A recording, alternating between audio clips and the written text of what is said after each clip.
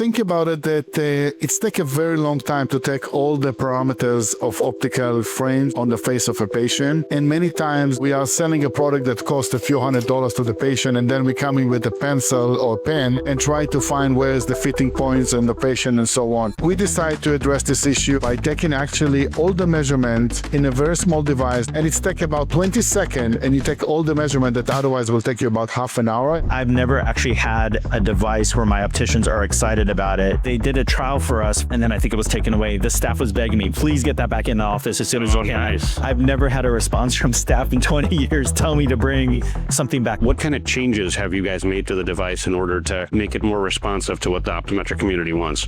So first things first.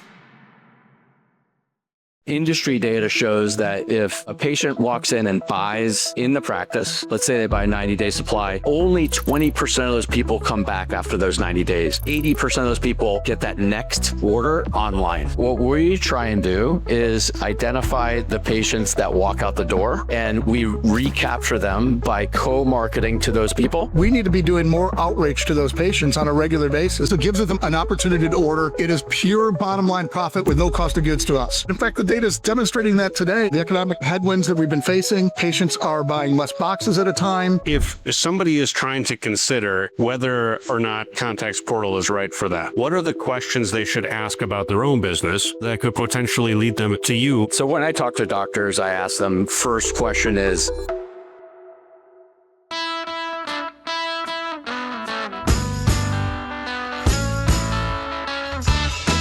Welcome to the Power Hour, Optometry's biggest and longest running show. I'm your host, Eugene. This episode is part 2 of our Vision Expo Innovator Series from Las Vegas 2025. And this episode is intentionally a little bit different. This is based on the feedback that I got from you all after our last Expo episode. And I didn't just sit down with executives this time, I also talked with their customers. So I tried to channel you, our audience, as if you were walking the floor at Expo and you had unfettered access to senior executives at an organization and also their customers, asking some key questions yourself. So in this episode, you're going to hear from Raanan Naftalovich and Dr. Justin Prasad about Shamir biggest innovations this year, which happen to be the spark measuring device and some new things they're doing with their driver intelligence lenses. And also you'll hear how this is actually playing out in real practices. We talk about data, which I love. I definitely found that conversation interesting. And then we sit down with executive Steve Druckman and Darren Horndasch from Wisconsin Vision, Heartland Vision, and iBoutique. So he runs 38 locations across Wisconsin, Illinois, and Indiana. And Steve Druckman is from Contacts Portal, which is a newcomer in the space. And they talk about how practices, kind of a new twist on how practices can recapture some of the lost contact lens revenue that's walking out the door. And Darren Horndasch is a customer, if I didn't make that clear, and Steve is the executive from this newcomer in the marketplace. So we do go deep enough with the executives to understand the why behind their innovations, but I also push for honest feedback from the end users, from the customers who are putting this technology and products to work every single day. So my hope is that by the end of this episode, you're going to have a clear picture of what's coming, what's working, and whether these industry partners deserve a spot on your radar or not. Full disclosure, the vendors did sponsor this episode, so their information, their links are included in the description. But I'd also really love to hear from you. What do you think of these solutions? Will they help your practice? Would you adopt them? Do you wish that they would do something different? And as always, you can reach out to me at eugeneschatzman.com or through the Power Hour website with your questions, your thoughts, your ideas. Please make sure that you're subscribed on YouTube, Spotify, Apple Podcasts, or wherever you listen so that you never miss an episode. And now, here's today's Power Hour, the Innovators Edition. All right, welcome to the Power Hour Vegas Innovators Edition. With me is Raanan Naftalovich from Shamir and Dr. Justin Prasad. And I am really curious to hear, Raanan, what is Shamir unveiling as innovations at Vision Expo West this year? Thank you very much for hosting us. What we are valuing here, as we always do, we always have a new technology, especially around AI. In the last 12 years, we're actually leading the market with lens design, also equipments, and also some coating. What we're talking specifically about this show is about two innovation. One is the Spark, is actually allowed you to do all the measurement in a very fast way and very efficient, taking the pictures without any jig or anything like that. You're getting a full measurement and with all the parameters. And the second one is the driver intelligence, that we're going to emphasize a lot about driving at night, and I'm sure we will talk about it a little bit more later on, but we're talking about the driver intelligence, how to improve your driving at night. Okay, so we're going to come back to the driving at night component of what you guys are talking about, but this whole Spark, for those who don't know what the Spark is, it's actually a device that's sitting right in front of us here, but explain for people who are listening what the Spark mirror is. So think about it that it's take a very long time to take all the parameters of optical frames and on the face of a patient. And many times, we are selling a product that costs a few $100s to the patient, and then we come in with a pencil or pen and try to find where's the fitting points in the patient and so on. We decided to address this issue a few years ago by taking actually all the measurements in a very small device that it's look like basically a computer, that you can adjust the heights, and then you can have the patient sit naturally in the front of that. And it's take about 20 seconds, and you take all the measurement that otherwise will take you about half an hour, and most of the time you will miss the point. And it's all done with a very sophisticated AI behind the scene. So what we're actually getting here is a very accurate device to fit lenses. Any type of lenses, doesn't matter if it's Shamir or not, it's not specifically for us. Any type of measurement in a 20-second and consistent. Store that start to use it, so a big drop in redo because you don't make mistakes. The machine can do it many, many times. That's the main innovation. Try to make the technology sophisticated enough that every store can use it, and also in the right price, a point that it will not be a problem for the doctors to buy it. Well, and I know that one of the challenges that practices always talk about is onboarding new employees, especially in the optical department where people are behind, and as a result, that leads to exam onlys and things where patients walk out the door without buying. So is this something that helps the optical department scale faster? Absolutely, because first of all, our sales support is always there. But actually, after like 5 minutes, you will figure out how to use the device. When you try to do good fitting, that's a matter of a long time of training people. And you are a lot of time, it's not so successful in the beginning. Here, you don't need to do anything. It's part of the things. I want to mention one specific account from Texas that actually, when we came in with this device, bought 9 of them. And we asked him, why do you buy so many? You don't need so many to the amount of customers. He said, I want in every dispensing table to have exactly the same customer's experience. I don't want anybody to run around the store and try to figure out where should I do the measurement. You're sitting, I'm fitting you, I'm taking your measurement, you're out of the door with the best optical solution. Okay, so the idea is that before the patient starts shopping for glasses, they sit down in front of this device. And for how many minutes? It's take 20 seconds. 20 seconds. So in 20 seconds, you then have all their perfect measurements. Now, what else can you use because you're obviously capturing images of the patient. What else can you use the images of the patient for? So we saw in some cases that actually if the patient give their consent to the store, actually people can take a picture of all the glasses that you choose, including sunglasses. And the patient usually will not want to buy like 4 or 5 pairs, okay? So you put 3. I think I heard it in one of your podcasts. Right. That you basically say if you're putting 3 frame out, people will buy 2. And if you offer only 1, people will buy maybe 0 or 1. Right. So the same concept here. You actually can take the measurement with the glasses that I liked when I was in the store. And later on, you will send it to me and say, hey, it's now start to be the sunglasses season. You need the sunglasses. Here is a coupon for 30%. And it's sent 3 months after you were at the store. And by the way, you don't need to come back. We have already all your measurement. And actually the store, in many cases, sell the lenses without the patient even need to, because they already have all the information. Yeah, that's interesting because it does also present a solution to somebody who didn't have time or wants to talk to their spouse about a pair of glasses or that kind of thing. So, I think this is a really interesting innovation. I see a lot of buzz in the booth. There's a lot of people who are trying the device, playing with it. What feedback are you getting, and what kind of changes have you guys made to the device in order to make it more responsive to what the optometric community wants? So first things first. One of the issues that you have when you're using any other device, you have to put some kind of a jig or some kind of additional device to take the full measurement. You don't need it here. Okay, so that's one important thing.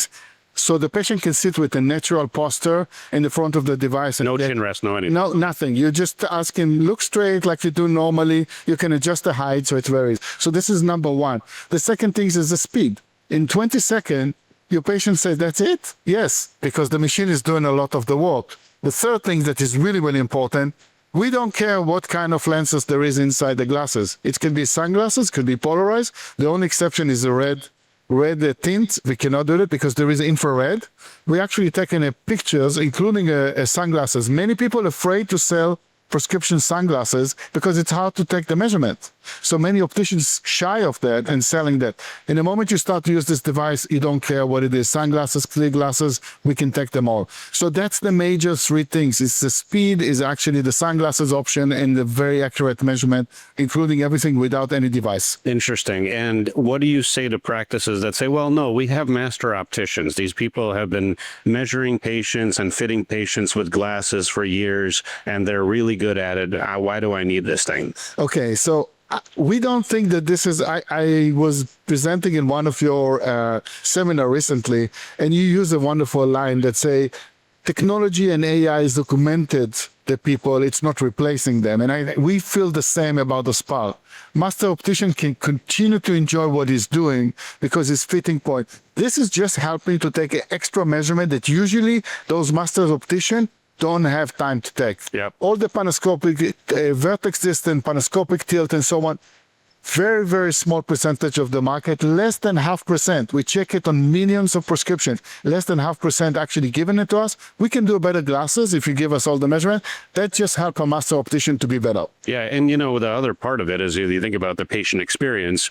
If a patient experiences technology, which they now expect, and at least in my opinion, they now expect to see in offices, it becomes a differentiator. If you say, this is something that helps me, that this is a piece of technology I use that helps me get perfect, more accurate measurements of your face and allows me to perfectly fit these glasses to you, the reality is that the patient's thinking, oh, well, I definitely don't get that experience online or maybe at a big box or something like that. So I think that's really interesting. Dr. Prasad, I want to turn to you because I think that, I guess just to give everybody a little bit of background and some context, tell everybody a little bit about your practice. Well, my practice is Long Beach Family Optometry. We've been in business for 20 years. I started the practice in 2005. It has grown. It was a smaller location, maybe 800 square feet. We've grown to just under maybe 3,000 square feet in the same footprint. So I've been in the community a long time. My practice has always been big on innovation, moving forward, evolving the practice constantly. So I take a lot of pride in that. Backbone of my office is my staff. They're, bringing into things like this, like Vision Expo has, it's an investment in my staff in the office. They enjoy it. And it helps them to be more educated on what we're doing in the office and helps me with my vision in the office that they're on board with that. Yeah. Now talk a little bit about your patient mix and, maybe some stats about your office. What's your maybe revenue per patient? What are some of the things that you're most proud of in terms of the way that your office operates? So revenue per patient, we're probably maybe about $425 per patient. We only use high quality material in my practice as far as progressive lenses, digital single vision. So for certain insurances and whatnot, we always start high, and we probably have, I think when I look at our statistics, most of what we do, I think over 90% is digital. We're probably 95, almost 99% AR in our office. So that's just my vision for the office is always making sure that, we're on the cutting edge. Yeah. And talk a little bit about the role that technology plays in your office and in your patient experience. It's huge. For my office, technology has always been a big component from communicating with our patients. And I was one of the first, I think, in my area to really start texting patients. I remember when I first started doing that, probably over 10 years ago, maybe 15 years ago, patients would get mad. They're like, wait, what's this guy doing texting me? He's my optometrist. You and me both. Yeah. So I adopted that pretty early on, and then it just started taking off, and it's been amazing. So even from patient communication to technology we use in the office, I've always been big into my retinal imaging.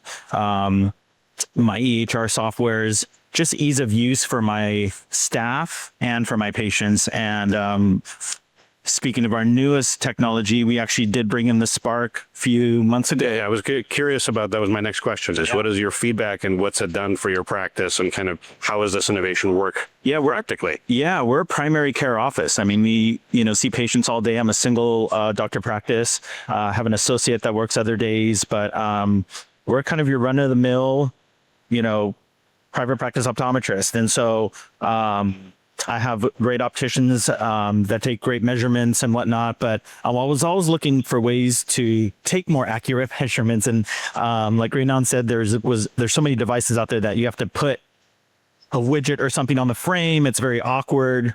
This literally, they step up to it seconds. It's literally a mirror. Patient looks at themselves. They actually can see the way the frame looks on them, and boom, it takes a snapshot with all the measurements. Patients are absolutely wowed by it. They're like, we're done? That's it? That's it. The opticians, it's seamless for them. So actually describe where it fits in your process. So when I'm done with the exam, the optician on the handoff, they'll take the patient out. We start talking about lenses first. And then once we start talking about lenses, we go into frame. We pick out some frames for the patient on what specifically they need for their lifestyle. And then we go over to the Spark device. The patient has a few different frames they even want to try on, and we'll actually encourage them to take multiple pictures, not just one that they're going to purchase. Hey, try on this sunglass, try on this other frame, just so we have it and see what it looks like. And what we like about it too is we could save it to their chart. We can always reference it later, and that's been a game changer for us. My staff likes that it's there. Also, patients that say maybe they pick up their glasses and they're like, hey, I didn't choose this color. We have the picture there to show them that actually this was confirming you actually did. So we've never done anything like that before. I'm taking patients' images and then uploading it. So this just makes it so much easier. So what about if patient doesn't get the glasses? You still have the picture, right? We still have the picture. We even tell them we save it to their chart. And we have patients that call us, say, hey, I want to go ahead with that. You don't even need to come back in. We got your measurements done. So that's interesting. And, I could see in a world as a guy who pioneered texting their patients, I could see a world in which you might be able to send some of those pictures to the patients that they didn't buy as a possible innovation too. Absolutely. Yes. So, so this is one question that I have is back to the question I asked Raanan, because I get Raanan's perspective. I'm curious about yours. Did you get pushback from your staff? Like, are you trying to replace me, Doc? On some technology I've tried in the past, definitely pushback. The staff has to be on board. And I've tried different devices, being 20 years in practice and always trying to bring new measurement tools to the office. Even before the Spark, even Shamir provided us with these little suction cup things to take Panto and other things like that. And they've tried to slowly adopt that into our office, but it just drops off.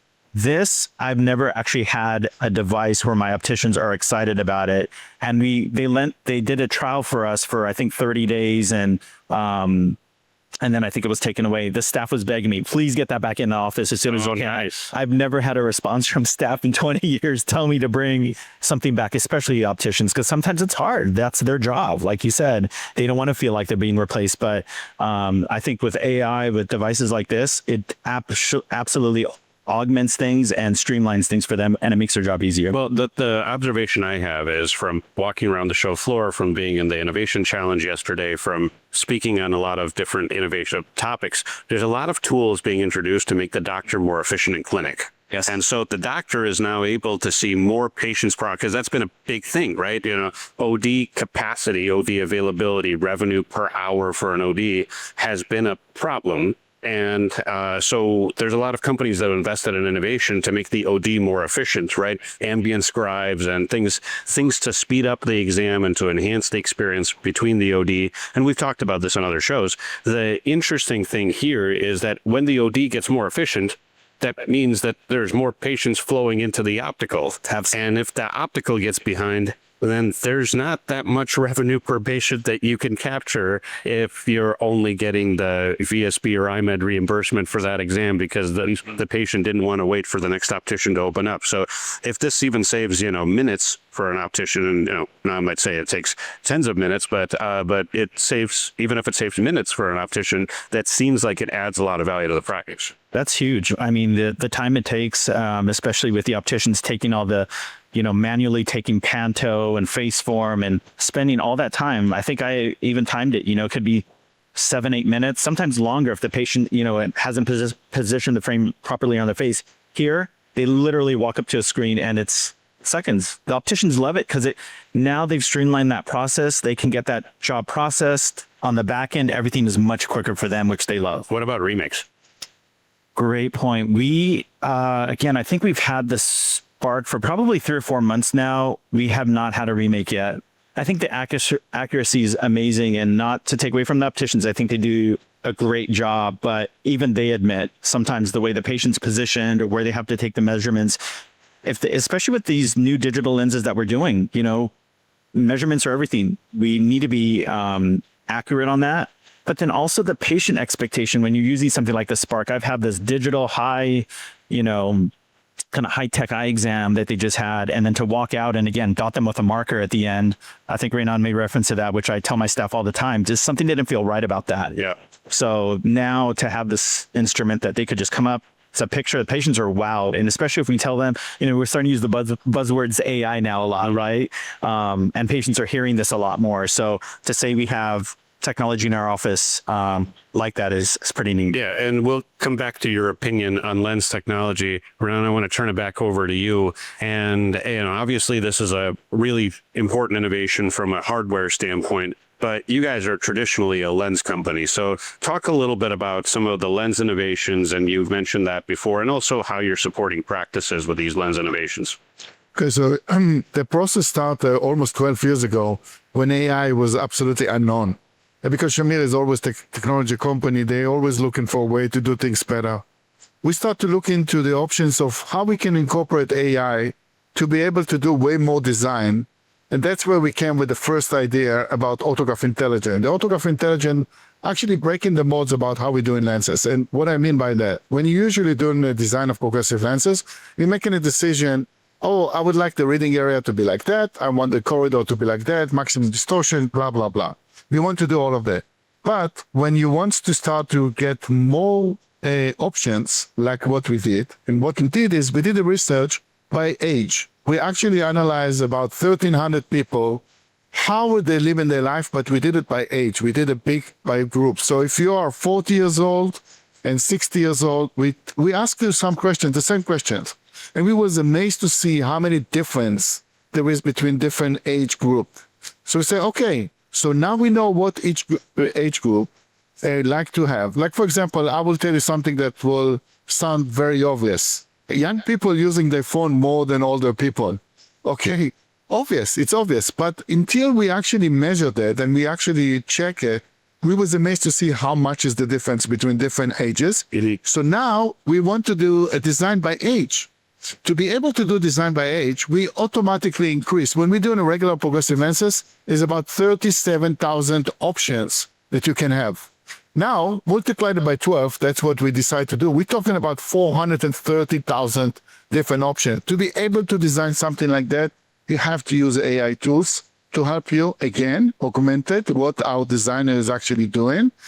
And we managed to do that. We are now in the 3rd generation of photograph intelligence that, of course, changing all the time because we're doing those survey all the time. But then, for example, when we came with the driving lens, that it's a day and night, okay, the sun and the moon, we actually did the same things. We actually put a lot of data points with a driver, professional driver, but also everyday driver. And we tried to figure out how people actually can see. And I was going to give you one example. When we bought a car 20 years ago, the car have basically, you're looking straight into the intermediate and down. That's all you did all day long. But now we have the screen in the car that take you into almost like a computer inside the car. So to be able to simulate how you're going to see through those lenses and what do you need when you're driving, you need a very sophisticated tools to collect this information, but also process and also recommend you what should be the design. So we're using AI in many different ways, try to understand what the customers need, and then how to design the lenses, and also to be able to come out faster to the market with the needs. So what you're going to see from us, that we can come out to the market with a newer design based on the customer's need faster than ever, because we're using AI. For us, AI is part of life. It's not a buzzword in parties. So is the driver intelligence lens like I wear it all day, every day, or is this, would you say doctors would prescribe a separate lens for when you're in the car? So you have to design it separately, because in progressive lenses, no matter what maybe some companies claim, you have to do compromise. And the compromise is that if you expand a certain area, you have to give up on another area or to increase the distortion on the lens. So our compromise on the driver intelligence was to expand dramatically the distance and the intermediate. So you will drive comfortably, you will be able to see almost edge to edge inside your car, but then we have to shrink the reading area. So if you were looking for general purpose lenses that you will use only for reading, computer, and so on, driver intelligence will not be your lens. That's why you need to prescribe that as an additional lens. So as a sunglasses, or what we see in many cases, the driving at night is the big challenge. 48% of people don't like to drive at night because they don't see well. We addressed it with the driver intelligent moon. That is a different lens, that is additional cells for the doctors, but it's actually answer real needs. It's like a computer lens. You cannot do with progressive lenses everything. You need also a computer lens. Okay? The workspace is a good example for that. The same things, if you're driving at night quite a lot, or just for a regular day, you need another pair of glasses. So, Justin, what's your reaction to that point that you might have to be prescribing 2 or 3 different lenses to a patient? What's your reaction from patients when you do that? Yeah, I do that now. I mean, we're at a point in time as far as tech and our visual demands that one pair of glasses, it's hard to fit to do everything. And I always use that analogy with some of my patients with shoes. Everybody has 10, 12 pairs of shoes for different things. I never understood why we just have one pair of glasses that can do it all. And we try to do that with a progressive like Shamir Intelligence, but that's why I delve into lifestyle a lot with my patients. So are you in front of a screen a lot? That person, I'm automatically telling them, a computer progressive or a workspace. They need their everyday progressives, which is the intelligence. And now with driving, I talk to them a lot about glare in patients too. Again, I see patients every day. Glare driving at night is an issue. And to have something like the moon is really neat because we have these displays now that are bright. So patients not just complain of glare of oncoming headlights from the front, from the back, from their rear view mirrors. They're getting it from their screens now, their displays in their cars. So that's how it fits into mine. I really prescribe lifestyle. I wear them myself, so I use myself as an example quite a bit, that I have multiple pairs of glasses for my visual needs. When I'm at work, my workspace glasses stay on all day. When I am in my everyday life, those workspaces come off. They stay by my computer. My everyday ones go on. When I'm sunglasses, same thing. So when I put it like that, and that I personally use it, my staff, uses it, where we have multiple glasses that way, there's no reason why our patients shouldn't have that. It's our obligation to tell them what they need. They don't know what they don't know, right? So there's certain demands that they come in with. We're there to fulfill that. And Raanan, you guys have a big focus on the whole driving at night campaign. So talk a little bit about what you guys are doing to help practices get the word out about this whole 48%, because that's a relatively recent statistic, right, that you guys discovered? From the last year. Okay. Actually, what we're doing is we utilize that we are going to drive now earlier in the day because the daylight saving that happen everywhere, and there is some states that it's coming faster than others. Okay, my sister lives in Seattle, so she getting like at 4:30, she already in dark. So when she's driving after that, it's a problem for her. So many people is like that. What we're doing is we actually build a campaign that every doctors can actually inform their patient about the issue of driving at night and the glare at night. We're going to create 10 different campaigns that will run for about 10 weeks. And we give all the assistant doctor, you don't need to do anything. We are actually deploying everything to him.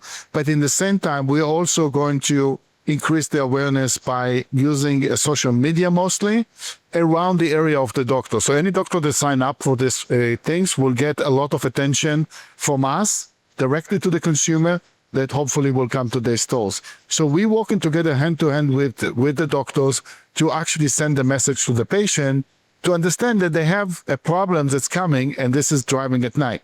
So our attention is to increase the awareness. So when they come into the office, they already know about the problem. So it makes the doctor life much easier because they already know about it. It's increasing the awareness. One part of that, as you know, we are partners with Alpine Formula One, the team. And we're going to do around Austin, we're going to do a big event that we're actually inviting many journalists from many different parts of the world, not just the optical industry, car industry, lifestyle industry, lifestyle, and so on.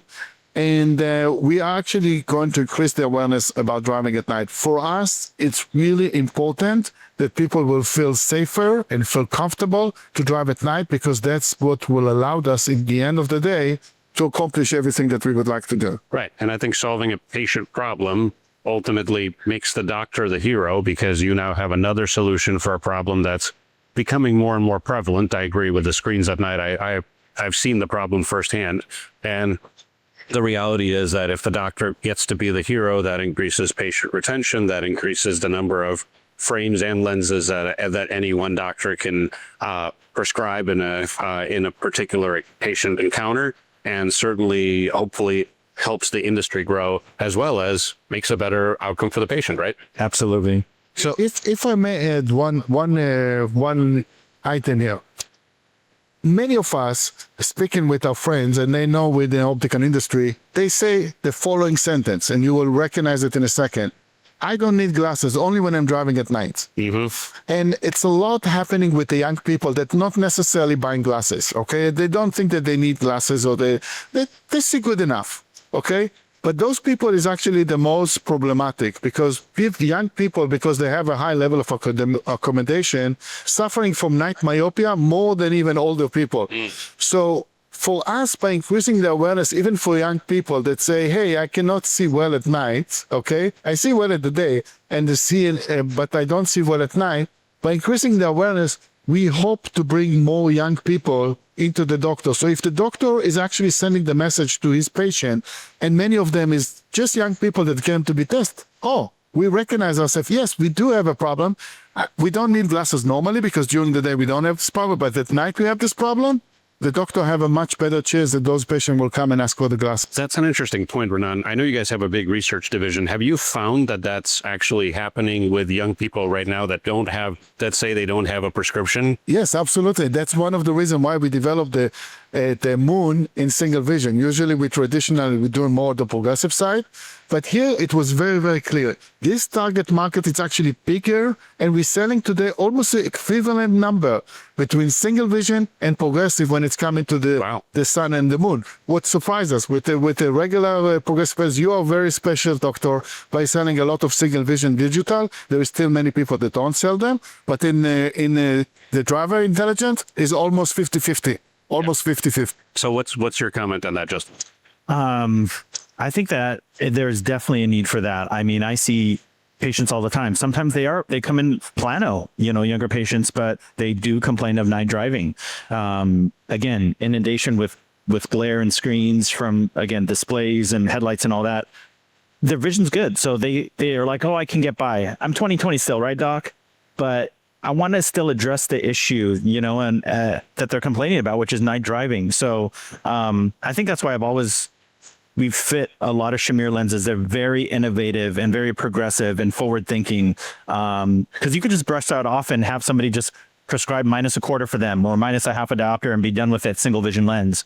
But I think addressing that issue, with the design of the lens, a digital lens, premium anti-glare. I even do this for post-LASIK patients that want to be rid of their glasses. I actually recommend to a lot of my LASIK patients, especially those that still come in, my night driving's still bugging me. 3 months, 6 months, a year after LASIK, or even a few years, I have an option for you now. And they love it. And I just say, keep them in your car, keep them in the case in the car, and pull them out when you need them. So Fantastic. Well, thank you both for spending some time with the Power Hour today. I think the reality is that there are a lot of things that are super innovative here at the show in Vegas, and certainly the innovations you guys are showcasing, Shamir. Thank you so much for bringing those to market. Thank you. It's great to be here. All right, Justin, thank you for talking a little bit about your practice, and appreciate it. Enjoy the rest of the show, guys. Thank you so much. All right, welcome to the Power Hour Vegas Innovators Edition. So we are here at the booth with the CEO of Contacts Portal and also the CEO of Wisconsin Vision.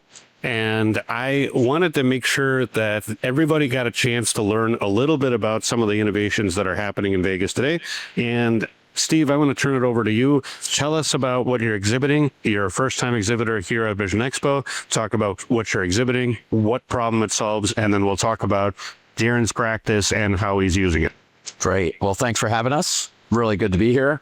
So Contacts Portal was thought up about a year ago, and we provide online Contacts Portal sales. That's what our entire business is. And what we wanted to do is try and solve a problem that doctors are seeing every day, which is patients come in, they get a exam for a contact lens exam, and then 50% of those people walk out the door and go online to buy their contact lenses. Okay. So what we try and do is identify the patients that walk out the door, and we recapture them by co-marketing to those people.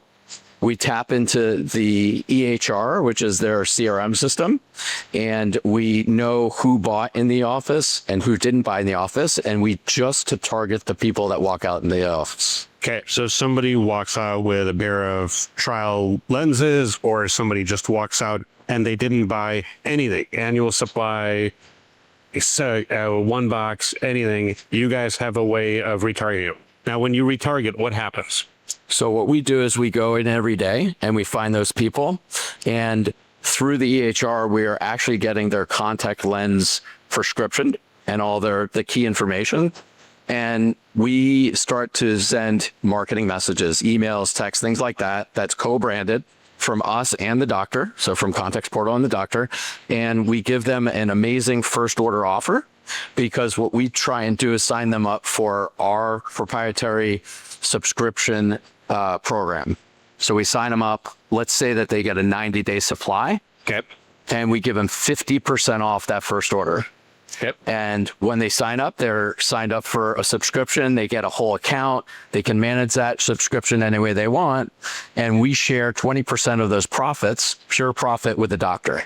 20% of the profit or 20% of the revenue? Of the revenue. Okay, so if a patient buys $1,000 worth of contacts, $200 is coming to the practice. And that's pure profit to them. Okay. Those are patients that walked out the door, would have gone to an online competitor.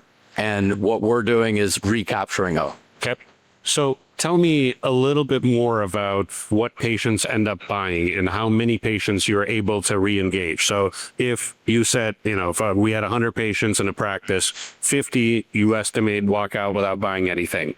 In your experience, when you guys have launched this with other practices, what have you seen in terms of how many patients end up buying? Yeah. So you have 100 patients, 50 walk out. So we start marketing to those 50 people. And we've seen that we've been able to recapture as much as 25 of those 50 people. So half of those people who walked out, that the doctor would not have seen them again for a year and not gotten any of those sales, we're going and we're recapturing the 25 people. So if they had 50 orders that they got in their practice, now they have 75 instead of the 50. Okay. And are you marketing to them as the practice, or are you marketing to them as a third-party service? Yeah, we're marketing to them in a co-branded way. So we're Contacts Portal. So the email and text and everything comes from Contacts Portal, but we mentioned the doctor in it as well. So it's like co-branded. You just left Dr. Druckman's office, and here's a great offer for you. Okay, great. So Steve, I have questions about how you got into this, but we're going to come back to that momentarily. Okay. Darren, tell us a little bit about your practice. Sure. Wisconsin Vision, Heartland Vision, and iBoutique are 38 locations in Wisconsin, Illinois, and Indiana. Okay. And as we have been Steve had mentioned, we have a portion of those patients that walk out either don't buy what their managed care plan provides and allows. And we were looking for a platform and or a tool to reach back out and retarget those patients. So it was an absolute problem solved matter that we found was very essential to bring to the table. First of all, re-engaging our patients in a way that we hadn't in the past. So if patients buys a 3-month supply, our CRM platform today didn't have an opportunity to reach back out to them when they were eligible for their next supply of contact lenses. Or let's say they bought an annual supply. We wanted to re-engage them and make sure they came back for their annual eye exam. So looking at various different platforms was an essential piece of our strategies for this year. We're testing Contact Lens Portal in 6 of our locations right now. We just got started, by the way, because what we wanted to make sure of is this was in a very efficient process for our team members at store level. Right. So that was actually my question, is that what do you guys, how is the experience inside for your team? Because I'm sure that people are listening to this and saying, oh, great, another thing we have to do, another tool we have to use on top of the other 6, 7 pieces of software that we're already using to just do our jobs. That's you nailed the head. We wanted to make sure that it was seamless for our team members. So we've really been working on this project for almost 4 or 5 months. We had to build the APIs and the integration with contact lens portals and our EHR platform. So that process was seamless to our team members, because when these platforms first came out, this isn't a new concept. It was a separate process, and I refused to do that because we knew it would be a fail. So when it's a seamless process and we created the efficiencies at store level for team members, they don't have to do anything else. But it re-engages our patients. It gives them an opportunity to order. It is pure bottom line profit with no cost of goods to us. So in your practices, is that estimate approximately correct? Roughly what percentage of your patients end up buying contact lens in store, and what percentage of patients walk out the door? But we could fall back on some of the Vision Council data that's out there already. It's at least 30%. It could be as high as 50%, depending on locations. We have a higher incidence of contact lens wearers in the Illinois market, which is why we selected iBoutique. Mm-hmm. So we know that maybe it's a larger percentage that walk away from there and find other opportunities online. And listen, we already have an online portal on our website. We just needed to be able to redirect people, and we needed to have that tool and to find partners to plug in and build this with and co-brand with. Made a lot more sense than us building it ourselves. Right. So you guys, and I mean, as a large retailer, you guys are a pretty sharp retailer in general. So it's not likely that you made this decision. So it sounds like some of the decisions that you guys tried to go with, what are the biggest decision points that drove which vendor you were going to try to pick or test with? And how did you specifically land on contact support? Absolutely, the willingness to work with us to build those APIs out. I mean, that is the key. And unless we were able to do that and that got done, we weren't even going to engage, because it just would be a fail. It would be, as you mentioned, at store level, our team members would be just frustrated with us. Because the APIs essentially enable the fact that your team doesn't have to do anything. Correct. And just to jump in here, that's how we designed it, was to make sure that they didn't have anything incremental to do in store. Because when we talk to folks like Darren, they just have so many things going on in the office, they can't take another thing. So we designed it so there's nothing new for them to do. Yeah. So the idea is that it's all incremental profit for you guys. That's correct. When you do this right now, when you don't do this right now, you're potentially just losing. It's money lost. It's money literally out the door. Now, do you think that those patients are more likely to come back if Contacts Portal is re-engaging them? We believe so, because again, what they're doing is when that patient is due for their contact lens exam, they're reaching back out and getting them back into our offices on a co-branded matter, telling them to come to Dr. Horndasch and have your eye exam, which gives us another opportunity to sell in store too. Yeah. And we can't legally send it out unless we have the script that's a renewed script after a year. So we're incented to send them back to the doctor to go get an eye exam, and that helps the whole entire program recycle. So it is truly a partnership in that regard. Like we're not poaching each other. Yeah. So, Steve, back to you. What are you finding? Are patients buying more of, I don't know, annual supplies online? Are they, when they're using the commerce program, are they buying monthly? What's the commerce purchase cycle like? Yeah, so what we do is we create a landing page for every single practice.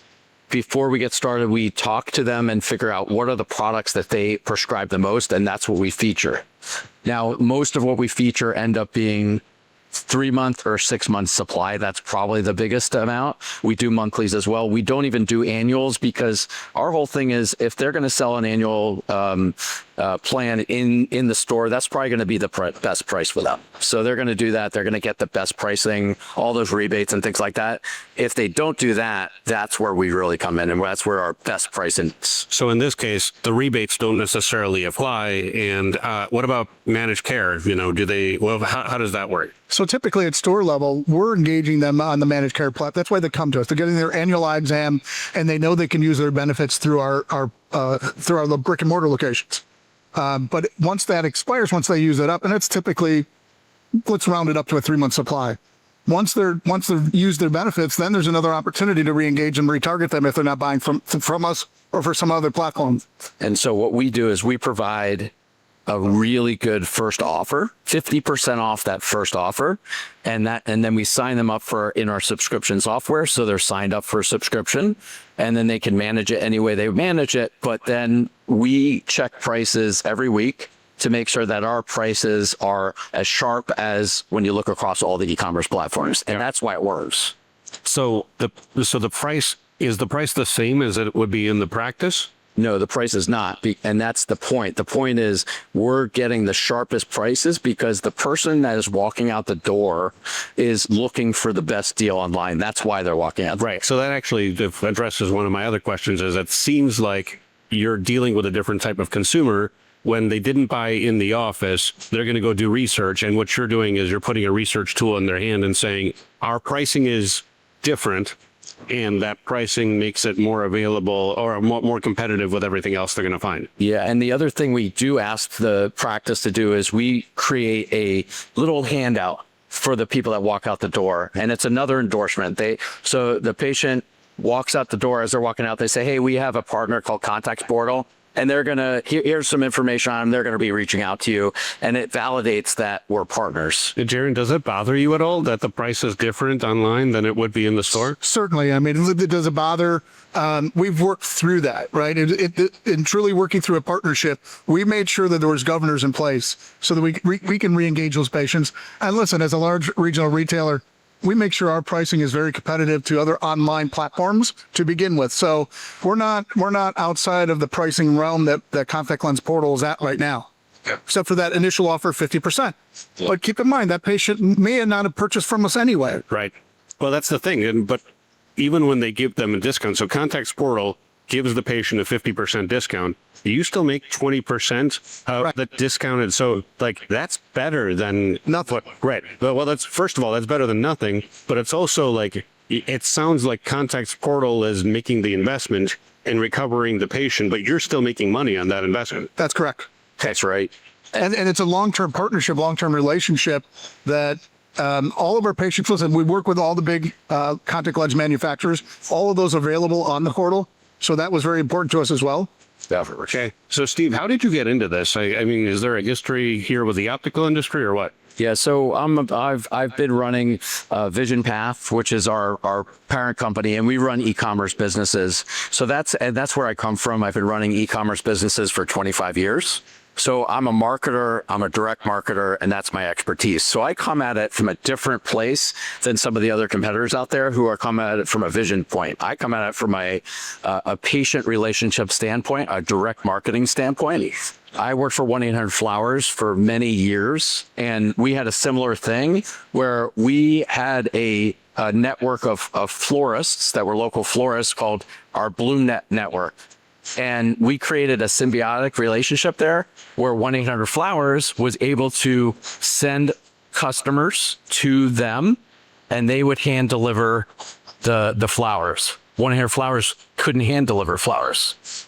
And if a customer came in to a florist and wanted to ship it to Arizona, not there, the florist couldn't do it. So they'd send it to 1-800-Flowers and they'd ship it. So similar concept where we would lean into our strengths for each of us and then share the profits together. But it also probably means that you've learned some tricks along the way of what works in e-commerce and what doesn't. Absolutely. And I was going to touch on that a little bit. One of the key points in choosing Contacts Portal was their core competency in e-commerce.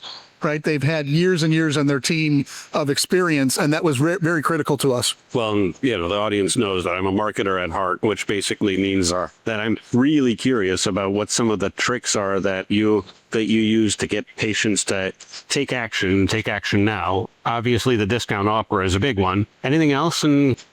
Well, the subscription nature of what we do makes it easy for us to continue on. So the industry data shows that if a patient walks in and buys in the practice, let's say they buy a 90-day supply, only 20% of those people come back after those 90 days.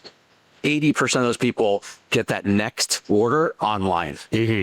Our capture rate in our program is 70%. So we capture 70% of that second, third, and fourth order versus the 20% that are coming back in the store. So when you look at the revenue and the profits over a full year period, it's actually more. That's actually a really interesting point. So you're saying, okay, so the first 3 months of live, for example, they're getting a 50% deal, but they're getting a 50% deal and now they're locked into a subscription that you're using essentially online commerce knowledge to make sure they maintain that subscription, and the practice gets a chance to participate in the revenue of every single order. And from our e-commerce business, we created a beautiful portal that our customers love, that they can manage that subscription. They can go in, they can change the cadence, they can pull up an order, they can push back an order if they have too many contacts. So it's super easy to use. Okay, so that's great. Now, Darren, I want to ask you about this 20% because you're a smart regional retailer. You know your cost of goods. So how does the 20% of the revenue compared to what you would have gotten if somebody bought it in store? Certainly, it's a little bit less, right? There's no question about it. This is the math problem that we were solving, but we also recognize that 20% of zero when they're not coming to us is still zero. So if we could still capture 20%, and as the part of the relationship and deal with Contact Lens Portal is that patient's ours in perpetuity until it's not a one-time shot when they subscribe. They'll be our patient, and that rev share is always ours. Yeah, and so it sounds like the retention component is really a big part in your decision making. But the other part of it, which I think is really interesting from my vantage point, is that what is if you look at, for example, an industry standard 30% cost of goods on contacts, again, you're getting 30%, but maybe on only the first few months. That's correct. Whereas here you're getting 20% on the full year potentially over the course of multiple orders. Correct. And that's the math for sure. And in our business model, listen, we have 40% annual supplies. So on the brick and mortar side, we're doing the things that we constantly and consistently have done forever. This is assisting us with that next piece. Yeah. Okay. It makes sense. So, Steve, if somebody is trying to consider whether or not Contacts Portal is right for that, what are the questions they should ask about their own business that could potentially lead them to you versus, and I mean, you're not the only software solution in the space. That's right. So why would somebody pick you guys versus other people, and what particular thing about a practice would make them a perfect practice for you to work with? Right. So when I talk to doctors, I ask them, first question is, what percentage of your patients walk out to go buy online? And that's typically somewhere between around 50%. Let's just say that's the average.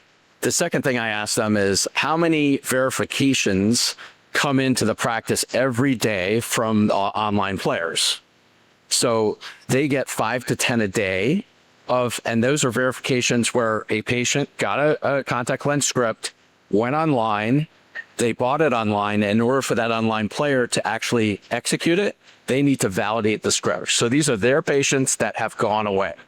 Our hope is to target that group and cut that in half, cut it in multiple.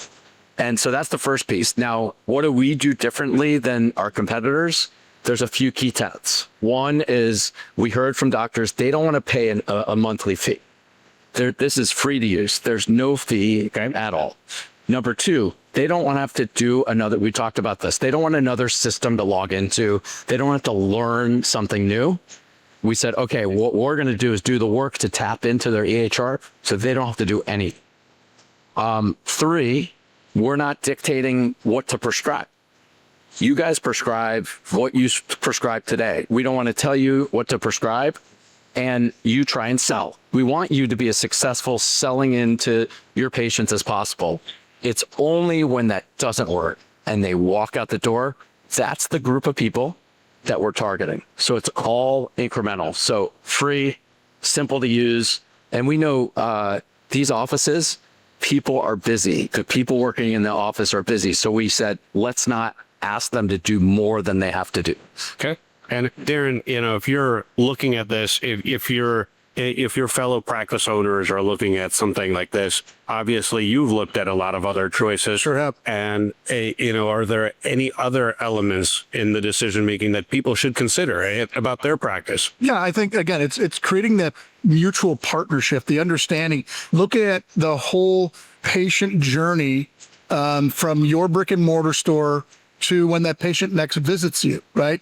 And we need to be doing more outreach to those patients on a regular basis to make sure, because we know patients stretch their contact lenses. We recognize that. In fact, the data is demonstrating that today, that with the economy, the economic headwinds that we've been facing, patients are buying less boxes at a time.